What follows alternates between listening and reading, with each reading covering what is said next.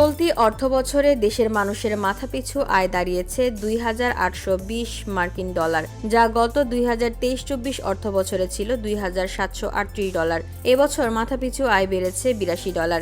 এই মাথাপিছু আয় দেশের ইতিহাসের রেকর্ড। মঙ্গলবার বাংলাদেশ পরিসংখ্যান ব্যুরো ২০২৪-২৫ অর্থবছরের মাথাপিছু আয়ের এই তথ্য প্রকাশ করে।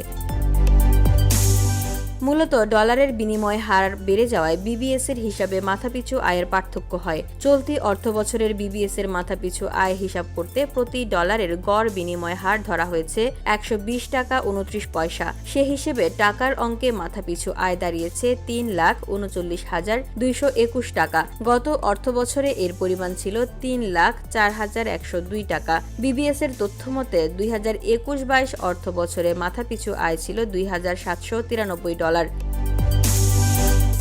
এরপর ২০২২-২৩ অর্থবছরের মাথাপিছু আয় কমে দাঁড়ায় ২,৭৪৯ ডলারে। গত অর্থবছরে তা আরও কমে ২,৭৩৮ ডলার হয়। মাথাপিছু আয় ব্যক্তির একক আয় নয়, দেশের অভ্যন্তরীণ আয়ের পাশাপাশি প্রবাসী আয় সহ যত আয় হয় তা একটি দেশের মোট জাতীয় আয়। সেই জাতীয় আয়কে মোট জনসংখ্যা দিয়ে ভাগ করে এই হিসাব করা হয়।